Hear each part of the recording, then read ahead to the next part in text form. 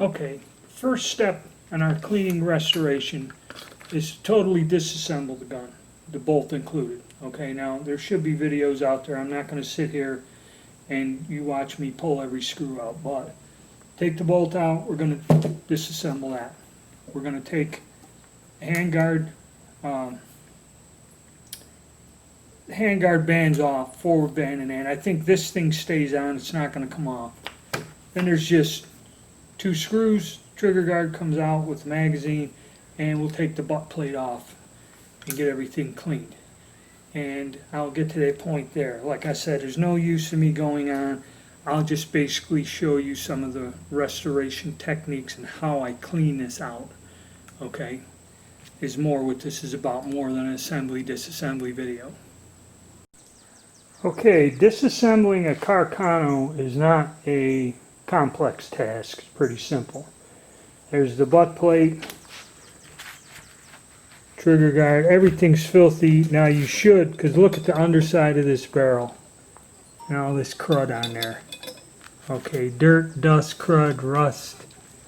Okay, this is where you're gonna have to. Now the hand guards here, these the wood swelled up, so I had to tap it off somewhat. This stuff comes off, but the lug is gonna stay on the barrel. The bolt's all full of crud, the firing pin is there. And when I got the buttstock off, whoa, we got 2 of the 3-piece cleaning rod that were in the buttstock. I'm missing 1 rod. This stock is in fairly good shape. Actually, if you can get these cheap enough and they're shot out, you could buy a real nice cut down gun with a mint bore and put it in the damn stock. So there we go. That's the disassembly stage. And now, basically, it's just cleaning the gunk off. And I mean, it's common sense. What I'll do is I'll set this up and show you in the driveway. I'll blast that barrel assembly off, and you may have to get a drift and maybe take the trigger assembly off and clean all the crud out of there. It might be a good idea. But you see we're kind of got rust up under there and that. So we hit that with the brake cleaner and put some lubricant on there and hit that with the steel wool in there and get all that crap right the hell off of there. Alright. Okay, I'm going to come out here in the yard, brake cleaner.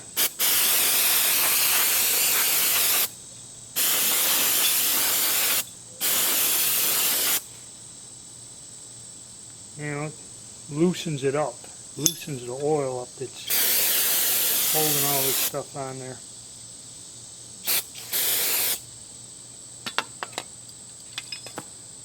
Well, that piece did come off.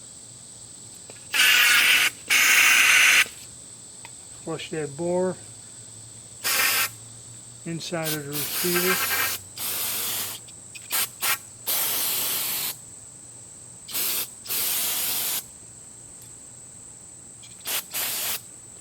So I think you get the idea. And hit it with the steel wool, the brushes, and grind all the crap off. And yeah, I may have to. Yeah, I'm going to have to get some drifts and pull that trigger group out of there. Alright.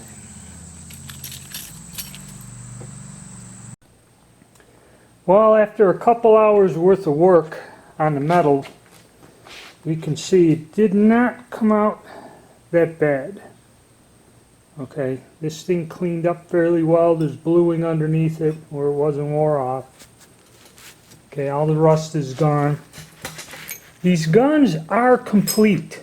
Okay, like I said, other than the other one missing a butt plate screw, these guns are complete.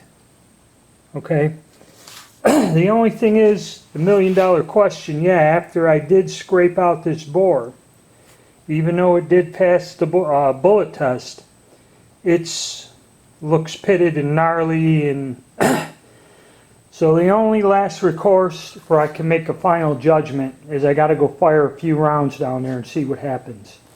It may knock all that crap out of there, or it's just pitted real bad and shot. These guns were not cared for years, but like I said, I got all the crap out. Well, this is just standard stuff. Cleaning the metal in that, you know, and it's all just oils, a little bit of steel wool, and oiling everything very well. Now we're going to go on to the wood. I'm going to set up here and show you how I'm going to try to clean this wood up without tearing it all to shreds. Alright, the whole idea on trying to restore this wood without sanding the piss out of it or using a solvent or stripper is you just take olive oil, okay, like you buy in the grocery store. And what you do is you kind of soak it into a rag.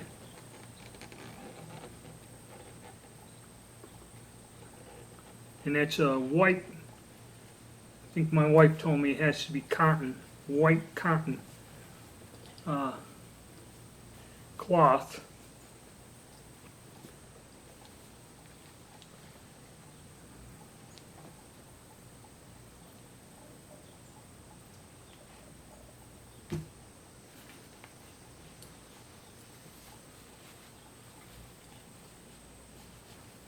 You get it saturated pretty good. And you take this and you work it into the wood. See, the crap comes right off.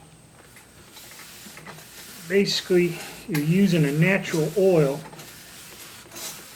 and the cotton rag is what's picking up the dirt. And it gets that weird coating off. At least that's what she kind of told me to do.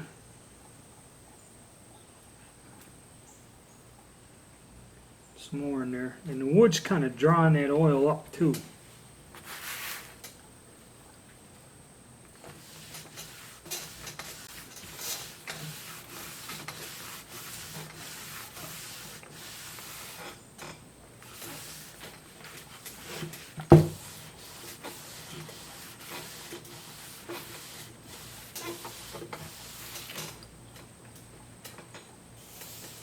Don't look too bad when you do that. Kind of help too if it's kind of dried out. And now here's the area here where the stock markings would be.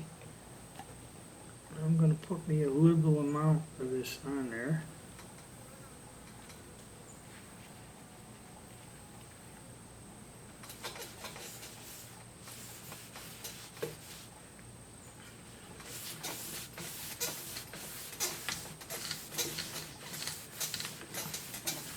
See where it's kind of dried and cracked. I think this stuff would help.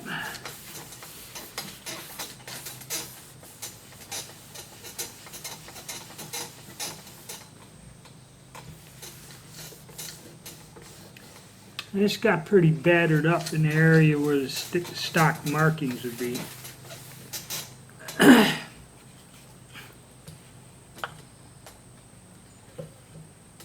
Kind of did bring it out a little. You can see the outline of it.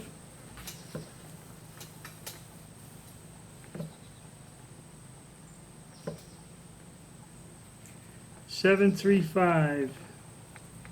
Can barely see it in there. It's kind of worn, but it's best just to leave it alone. So I see, you know, you guys get the idea. I'm going to hand rub this for a while. You know, get up in here like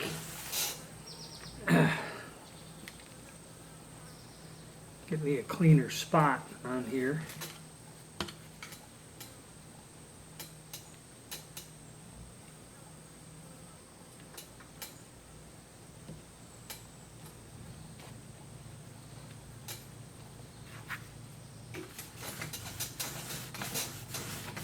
And just rub this in here. And it does kind of take some of the crud off. But it's better than sanding it clean and putting some kind of high gloss finish on there. And this oil does kind of go into the wood. And if it's got any dryness or gunk, see, it's taking that all right out. So basically, you know, do this. We'll look at it in a few days, see if this reconditions, or do it again, treat it again. But it is kind of taking out that crud. Alright, so what I'm going to do is I'm going to finish treating the wood. I'm going to stick it back together, and we're going to eyeball it after my cleaning up. Okay, what we ended up with, cleaned up. Not too terrible. I got all the dirt and gunk and shit out, and the only thing I found that after I did that, my hand guard's loose because there was all this shit wedged up underneath there that held it steady. But that oil treatment, I don't know. I'm gonna say it's okay. It's helping. Maybe doing it a few more times will take more of that stuff off, but you see it brings out the natural finish other than sanding it all off. Okay, which is the way to go. Cleaned up pretty good. I showed you the, you know, all the metal parts disassembled. They cleaned up good. So it is a complete gun. It does have the two, should have three, but only has two of the little cleaning rods. And in cleaning it up, come out all right. The only thing is the bore looks rough. It's rough. I won't make a final decision on it. It passed the bullet test, but I want to fire some rounds out of it and see what I end up with. See if it knocks some of that crap out of there, or if it's just pitted and screwed up to where it's unsalvageable. But there is rifling visible. It's just, it really looks gnarly. Now let's take a look at the other side and why I like this oil treatment.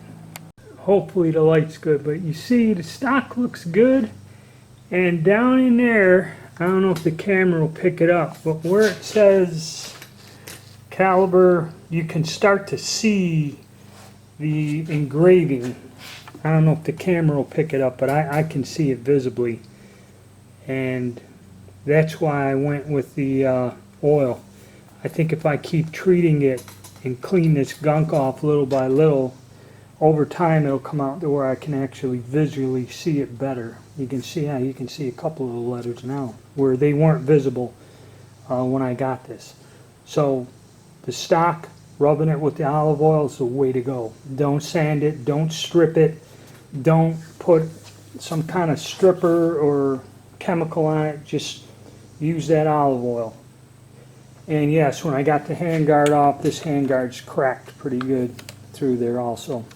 Underneath, you see it underneath. But that's about it. That's what it looks cleaned up. So far, I ain't gonna say it's a rip-off, but again, it's not exactly a pristine example, but as a type example of one that has not been sent to Finland, I'm going to keep it until I get a better one. But more on that. We'll take a look at the other one now.